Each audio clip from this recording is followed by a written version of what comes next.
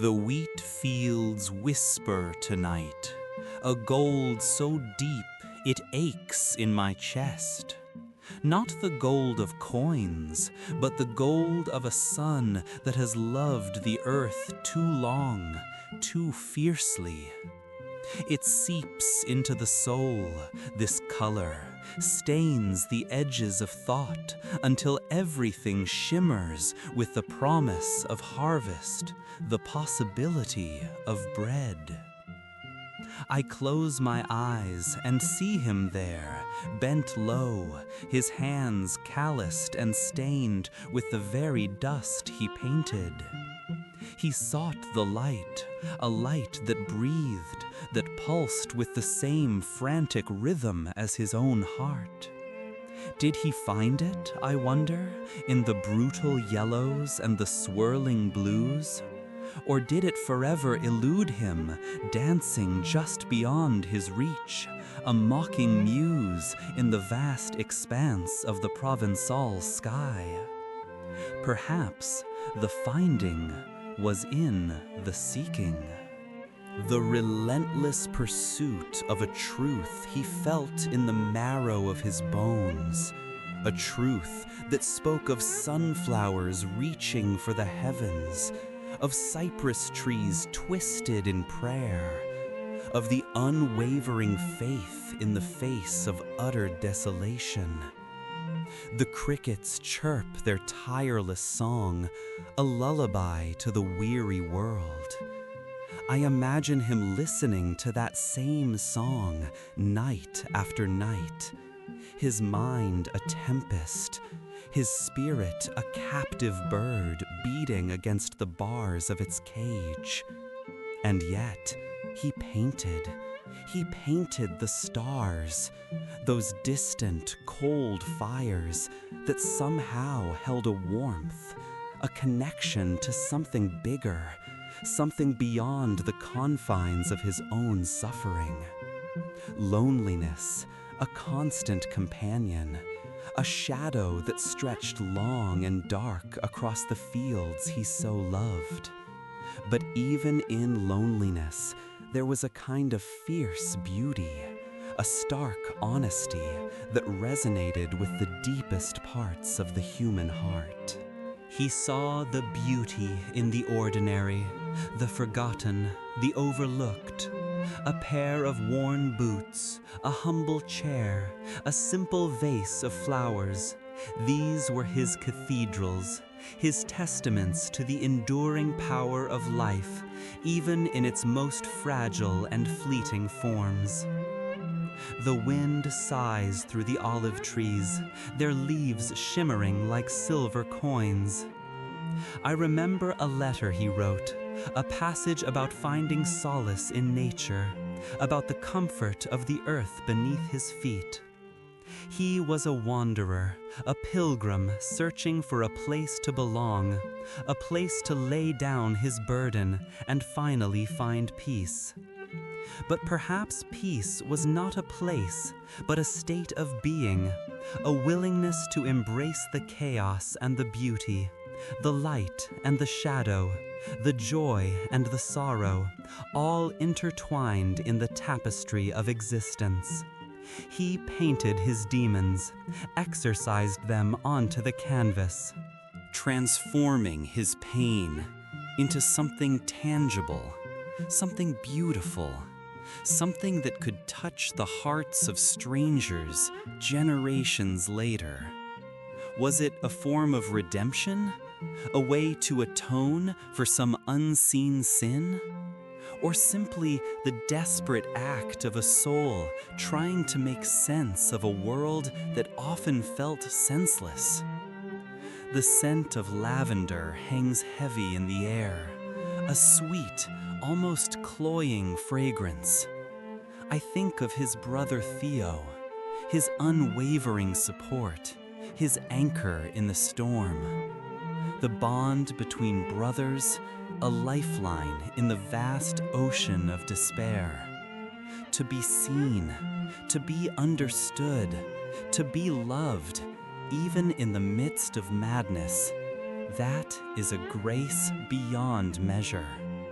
And the light, always the light that breathes, that dances, that illuminates the hidden corners of the soul. It is here, in the fields, in the stars, in the very air I breathe. It is the light he sought, the light he painted, the light that continues to shine long after he is gone. A light that whispers, even in the darkness, that there is still beauty to be found, still hope to be held, still a reason to believe. The sunflowers bow their heavy heads, a silent acknowledgement of the days passing. They drank in the sun, gorged themselves on its golden light, and now, weary and content, they await the cool embrace of night. I imagine him standing here, brush in hand, capturing their fleeting beauty, the vibrant yellows and oranges exploding onto the canvas, a testament to the ephemeral nature of life. He saw the beauty in decay, in the wilting petals, in the imperfections that others overlooked. He understood that even in death, there is a kind of rebirth, a transformation, a return to the earth from which we came. The cicadas hum their incessant song, a drone that vibrates through the very core of my being. It is the sound of summer, of life in full bloom, of time marching relentlessly forward. He heard that song too, felt its pulse resonating within him. He felt the weight of time, the urgency to create, to leave his mark on the world before the darkness consumed him.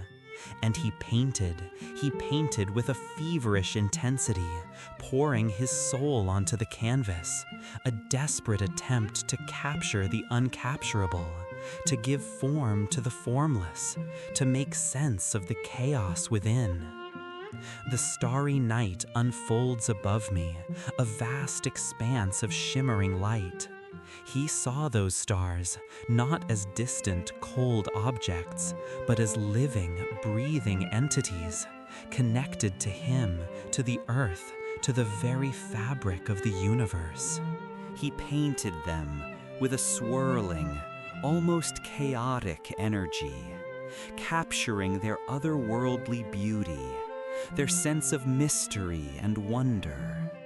He saw the divine in the mundane, the sacred in the profane. He believed that everything was connected, that even the smallest blade of grass held a spark of the infinite. I close my eyes and breathe deeply, inhaling the scent of the earth, the scent of the stars, the scent of his soul. I feel a connection to him, a sense of shared humanity, a recognition of the pain and the beauty that resides within us all. We are all wanderers, searching for meaning, for purpose, for a place to belong. We are all artists, creating our own unique masterpieces, flawed and imperfect, but beautiful nonetheless. He taught us to see, to truly see the world around us, to appreciate the small things, to find beauty in the unexpected places. He taught us to feel, to embrace our emotions, to not be afraid of the darkness, to know that even in the depths of despair, there is always a glimmer of hope. The air grows cooler as night descends, a gentle breeze rustling through the fields. The stars shine brighter now, their light piercing the darkness. I open my eyes and gaze up at the heavens, feeling a sense of peace, a sense of connection, a sense of gratitude. He is here, in the light, in the stars, in the very air I breathe. His spirit lives on, in his paintings, in his words, in the hearts of those who have been touched by his art. And as I walk away, leaving the fields behind, I carry his light within me, a beacon of hope, a reminder that even in the midst of suffering, there is always beauty to be found, always a reason to believe. The crickets sing their nightly hymn, a chorus of tiny voices celebrating the darkness. I listen, mesmerized, as their song weaves through the air, a lullaby for the weary soul. He heard this song too, I imagine, on nights just like this, under skies just as vast. Did it soothe him? Did it offer him a moment of respite from the torment within? I wonder if he ever found the peace he so desperately craved, the solace that seemed to elude him at every turn. Perhaps it wasn't meant for him to find peace in this world.